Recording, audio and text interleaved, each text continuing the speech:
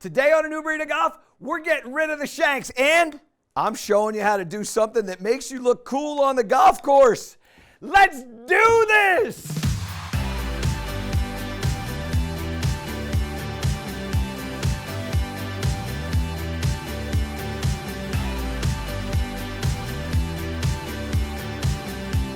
One of the hardest shots to recover from is the shank. It's time for a transformational tip presented by Morgan Franklin. There's nothing worse than coming to a par 3. You've got the perfect shot for you. It's 174 yards. You pull out the 6-iron. You come in here, couple of waggles, get ready to hit it. And then all of a sudden, this thing goes shanking out to the right-hand side, and you're humiliated. We got to stop the madness. I want to teach you why that happens and how to avoid that from happening. Now, here's what you got to understand. I'm going to take this pipe here. I'm going to put this on my strike line. When we start talking to you about this shank, I'm talking about an open face shank. Now, what's an open face shank? An open face shank means that the club face is in the open position when it strikes the ball. And the way you're going to know that you might be an open face shanker is A, if you've hit some shanks, and B, if the majority of your shots fades to the toe side or slices to the toe side. That's when you know, okay, I'm an open face shanker. Now, why does an open face create a shank? Because if I take this, and I've got this PVC pipe as a strike line, I've got it in the center of my club face right now. Now, when I take the club and I open up the club face, what I want you to watch is how the hosel of the club now moves closer to the strike line. So here we go. I'm opening it up like this, and you can see the hosel now all of a sudden start to get closer to that strike line. In fact, now it's right on the strike line. So in order for me to play with that shot, I somehow have to alter my path in order for me to get away or to get the hosel away from the strike line. So now that means I got to pull this back in here this way. And if I get it with a square face, now all of a sudden I'm going to hit it with the toe. So I got a whole lot of things that are creating the problem. So what I want you to do is I want you to realize that this club face opening up is creating our issue, and we've got to get rid of that open face in there. So I'm going to put that down for a second. Now, as we start to take the club back, I want you to realize that this club is creating the open face right from the start. In other words, you're moving the toe faster than you're moving the heel. And when the toe starts faster than the heel, my body doesn't have to move at all. The only thing that's happening is my forearms are rotating, and when the forearms rotate, that opens up the club face. And now at the top of my swing, when I've rotated the forearms, I've now created a cup in my wrist, and now when I start to come down, I can't get the cup out and also get rid of the forearm rotation that I've created in the backswing. And so now I come in, and the club face is open. And so when I hit this shot, and I'm not going to hit a shank for you this time, but when I hit this shot, I'm going to spin the club face open like this. I don't bring it back through, and now all of a sudden what I hit is I hit a very high shot that spins off to the right, and this one finds the bunker. So come on up here, and let me just show you what are the things that you're going to notice. One, the vertical launch jumps up to 21 degrees. When I hit this properly, you're going to see that number is going to come down. The other thing you need to pay attention to is the horizontal launch, or the start line. That started about 5 degrees to the right, and then the ball spun 872 RPMs to the right. Now, Greg, can you replay that shot so everybody can get a look at what this looks like? Because what you're going to see when this takes off, there you go, perfect shot right there. What you can see is it starts well to the right of the flag, and then it curves well to the right of the flag, and all of a sudden it ends up into that front right bunker. Now, what I want to do now is I want to hit what would be my stock 6-iron.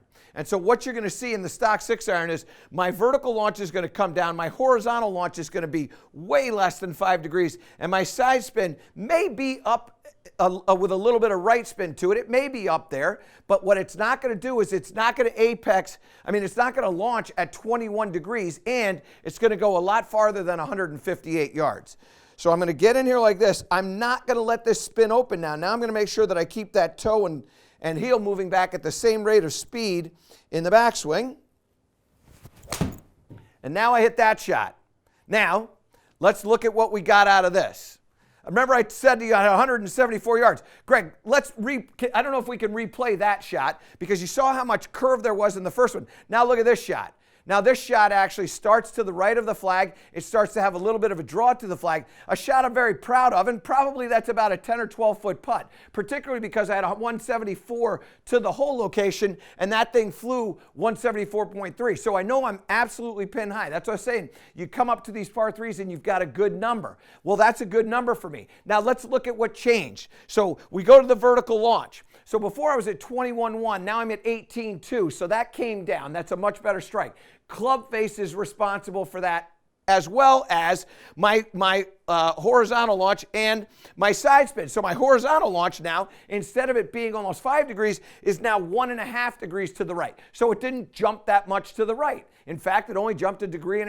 Again, that's a club face thing. And then my side spin, I got 1.64 to the left. So now what we realize is, wow, my club face might have even been a little bit closed on that one. That creates a little bit of a draw. So all of a sudden now, as I got my club face where I wanted it, I had a left movement off. Now remember, we're starting at the baseline.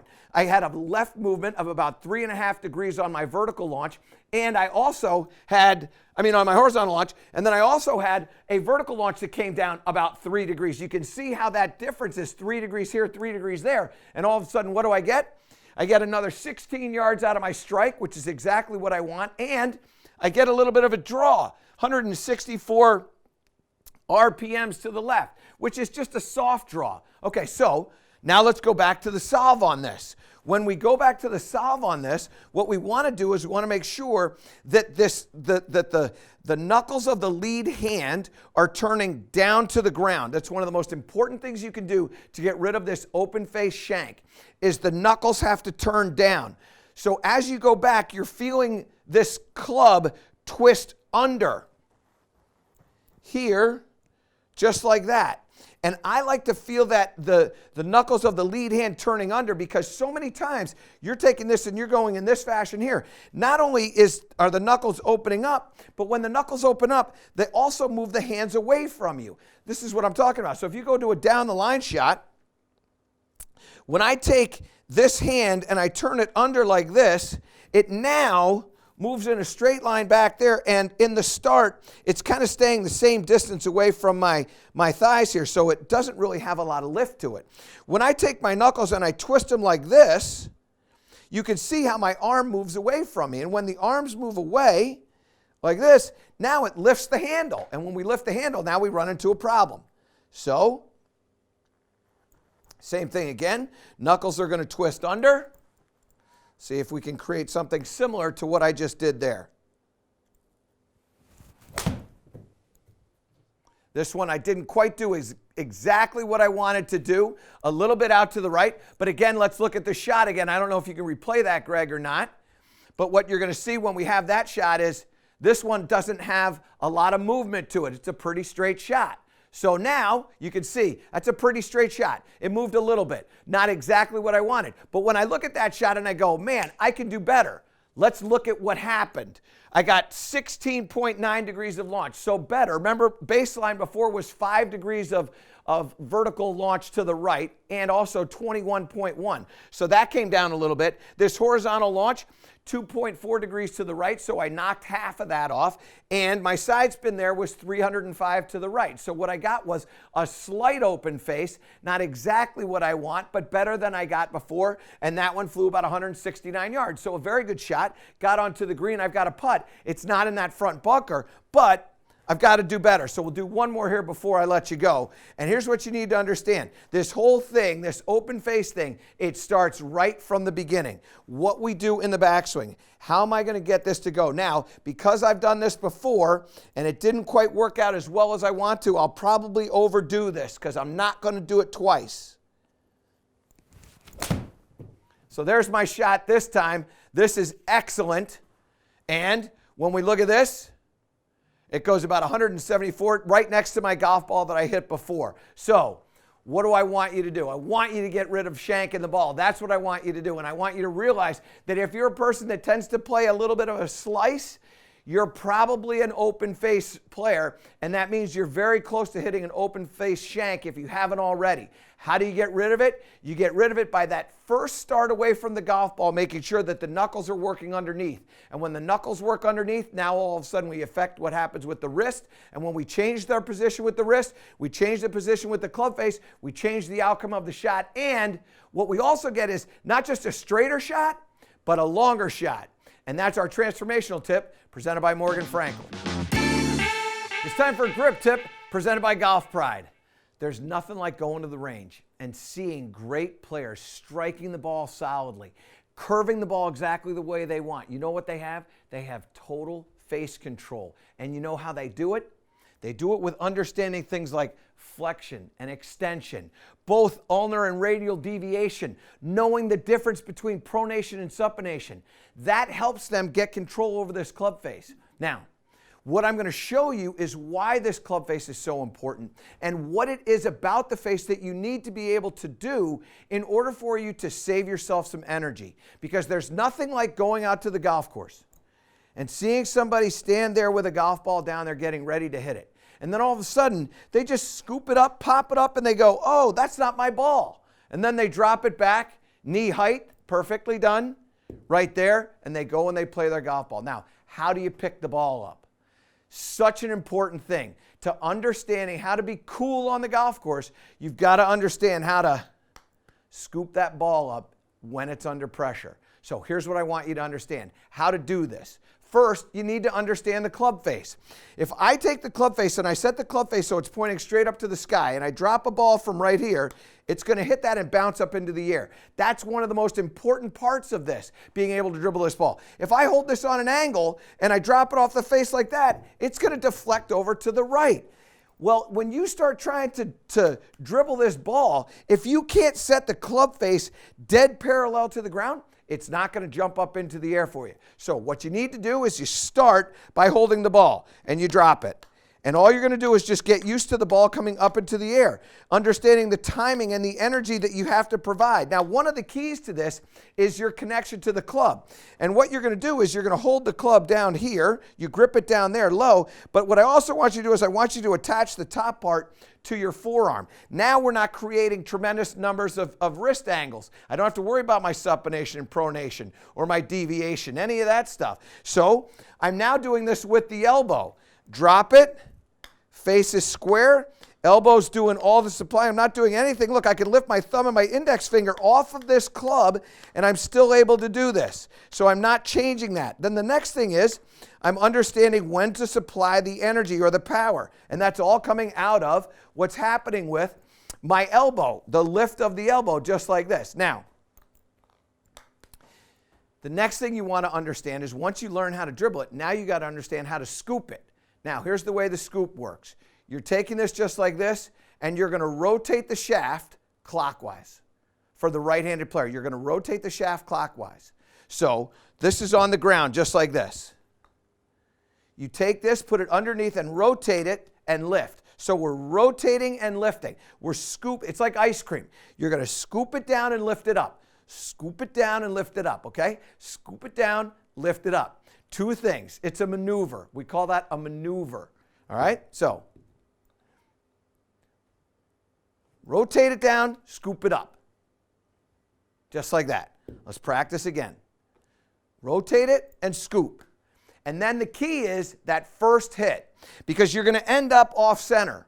And it's at that point that you understand the control over the face. So when I've got the ball way over here, and I'll get it over there, so the ball gets way over here, and I want to bounce this thing back over to me. I've got to take it and change it. I've got to alter the face. So when we go to the scoop, that first pop is going to come back to me. Scoop, pop. And then once I have the pop, now I got to go chase it. Now the last thing I want you to do is I want you to let the ball fall to the club.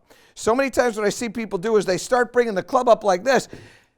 Let the ball, there's a thing in this world called gravity. Use it to your advantage. So don't pull this club up to the ball. Let the ball fall to you. The final thing is, if you struggle with your scoop, you can just hit the ball into motion and then let it go. So if we just take it, I don't know, Gibby, whether you can get a close-up of that in camera 1, zip down to the ground there. You hit this with the top part of the club, move it towards you, and then let the ball come into the, and pop it up. Did you get that? Hit it, pop it up, just like that. Now, after you've done that, you got this thing dribbling. You want to have a little bit of fun. Maybe go through the legs. Whoops. Let's try that again. Maybe go through the legs here. I got some practice to do. If I don't, I might take out my studio. All right, listen, I hope you had a little fun with this one. Understanding this, believe it or not, will help you with your game because it does help you learn how to control that club face. And once you get the club face under control, you're going to play some great golf and you're going to have a lot of fun, which is what we're all about here on A New Breed of Golf. I hope you enjoyed that. That's our grip tip presented by Golf Crowd. It's time for Proving It, presented by Titleist.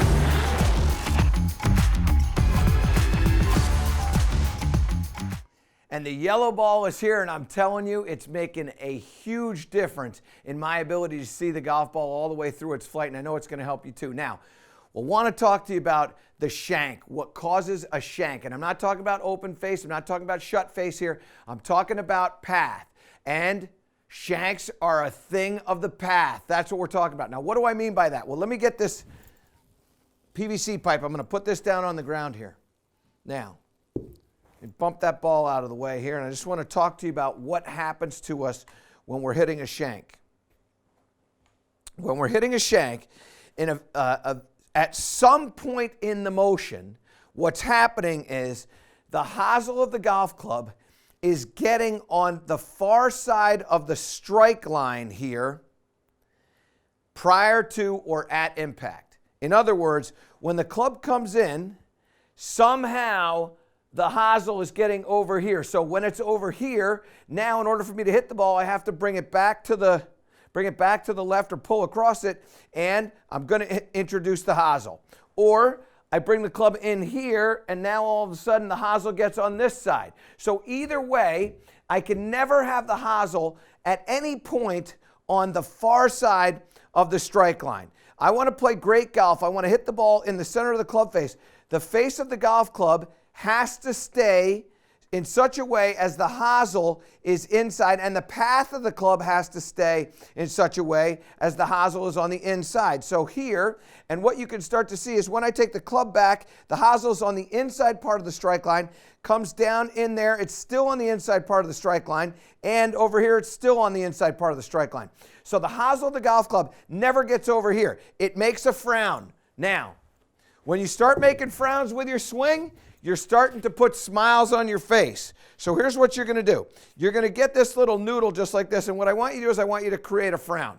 All right? In fact, some people go, hey, it's a little mustache. No, it's not a mustache. It's a frown. Now here's what we're going to do. We're going to put this down on the ground just like this. When the club is swung properly, it works back on a slight arc in here. It comes down on a slight arc from the inside, and then it moves on a slight arc in the through swing, just like that. And that arcing makes the ball go straight. Now, it would be very difficult for you to think, man, I'm going to be able to hit a straight shot with this kind of path. The answer is, yep, that's what you're going to do. Now, here's what we're going to do. I'm going to put a ball in here just like this. And now I'm going to hit this, and I'm not going to let this club or not going to let this hosel get outside of that strike line. And this isn't going to move.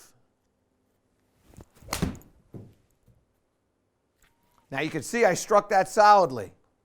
No problems with that strike. Let's do it again. Beautiful. Now how do I do that? What allows me to do that? Well, there's a couple of things. Primarily, what I'm feeling is the relationship of my triceps to my rib cage. When I keep my triceps by my rib cage, that's going to invite the club to get inside. It's going to invite the club to stay inside, and then it's going to invite the club to go back to the inside. This is sort of a Jason Duffner kind of motion. So we attach those triceps right to the rib cage in here like this. Just like that. Very simple swing. Now look at the shot. What we get is, we get a golf club that's moving around and around. Come on up to the information screen here. What you can see is my launch angle there went to 1.4 degrees to the right. So I have the club coming from the inside, which is going to help start that ball out to the right. And the side spin, 1.78, now all of a sudden going to the left, that means that ball's going to draw. Greg, I don't know if you can play that shot again to give everybody an idea of how that ball starts out and then turns to the right. Excellent. And we'll do it again. I'll hit another one for you, and we'll actually do the trace on this one and give you an idea of how that works. But what you want to understand is, when you start to lose this, we call it connection. When you lose that connection of triceps to rib cage, what you're going to do is you're going to invite this club head getting outside of the strike line. And now all of a sudden, when the hossel's out there, problems arise. So, my Jason Duffner swing again. Here we go. And now you can see that ball start out to the right, and it's got a little bit of a twist to the left. So let's see if we can replay that shot and give everybody an idea. You can see it start out to the right, and then there's just a little bit of a twist. Not a lot, but what you'll notice is it's not going to the right.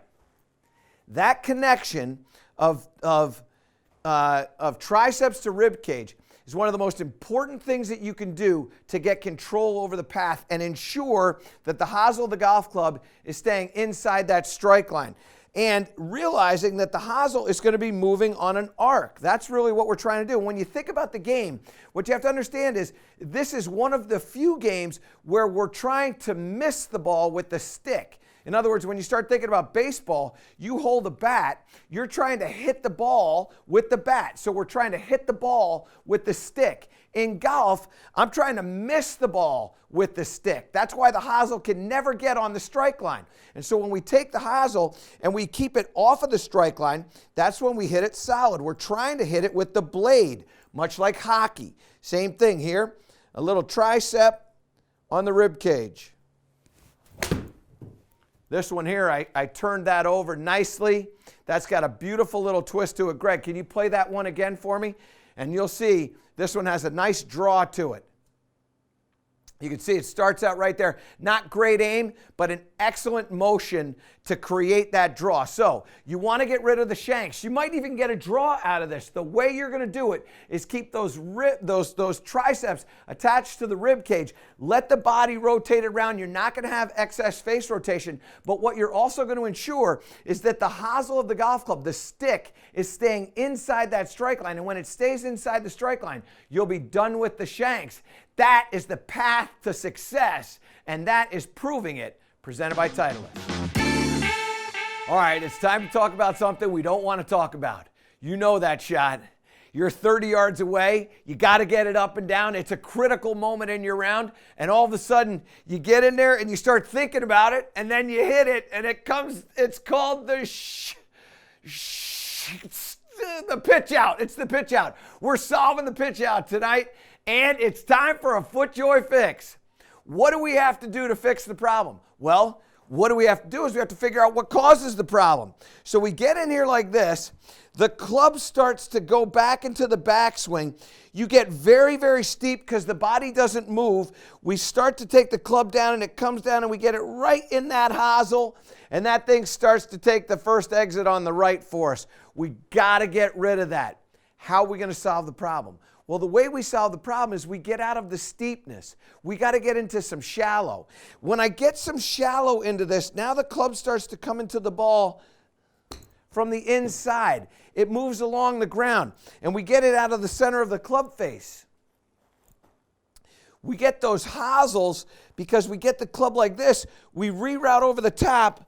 We come down like that, and we hit it right at the hosel. And it can go over there, and it becomes just a treacherous kind of mind-debilitating moment. We got to solve it. Here's what we're going to do. I've got this contraption set up here. What I want you to feel is when we take the club back, we're going to feel like our hands are moving to the inside, and the shaft of the golf club is going to get onto this stick right here.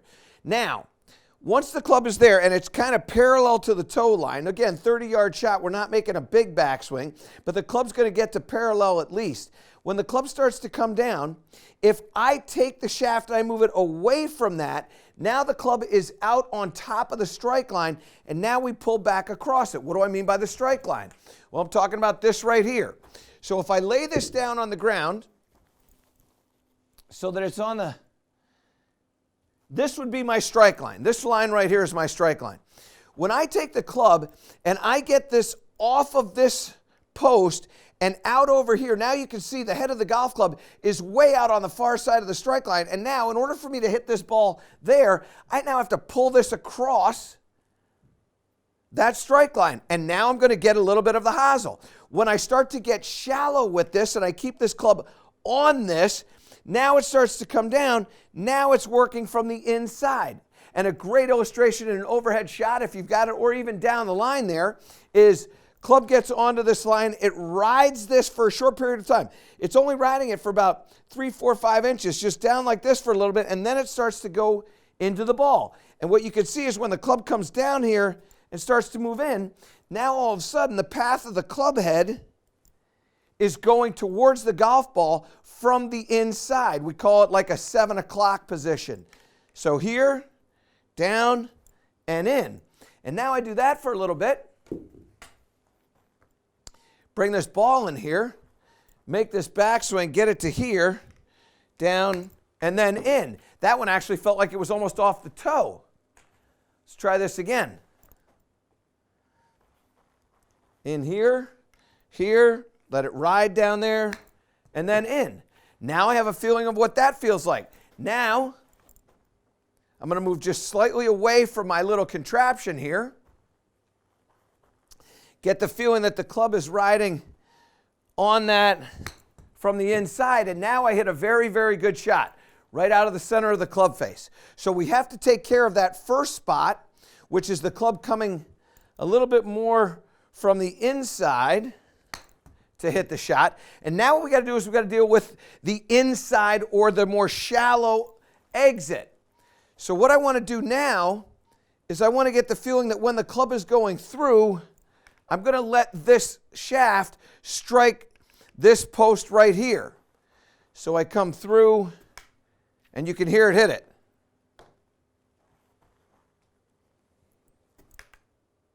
You can hear that hit. Now, what we want to do, obviously, is go shallow to shallow. So right now what I'm going to do is I'm just working on the exit, and then I'm going to put it all together. So when I come through here now, I'm going to make sure I get 2 noises, 1 strike with the ball and then 1 strike with the shaft against the PVC. So you can hear it hit both times. Let's do it one more time. Same thing here. So I got it both times. Now, I'm going to remove this, put this over here. Let's take this and get this out of the way. And now we're going to start to hit some nice, crisp, little 30-yard shots that are shallow to shallow that will take care of the I hold back. So here we go. In and in. Feel that. I imagine these 2 posts. One over here rides down that post, then it goes in here and strikes that other one. And there's my little 35-yard shot. Don't hit it. Don't hit it. Boy, I hate when that happens. So, how do we get rid of the shanks? Here's the way you get rid of the shanks. You've got to make sure that you get shallow. You've got to make sure that the club is staying inside, that the hand path is staying inside, both in the backswing and in the follow-through. Imagine those 2 posts. Feel that club get up against that. It rides down there for only about 3, 4, 5 inches. It just kind of glides down that, then comes to the inside, comes into the ball from the inside And then once we get to the strike, now it exits to the inside. That's when the shaft will strike the other PVC pipe. And when you do that, you'll take care of that pitch out. You'll have no more worries about hitting that shot under key pressure. In fact, you're going to have great success like I just had. Once you learn how to shallow out that approach, you're going to be able to improve your game. And that is a FootJoy fix.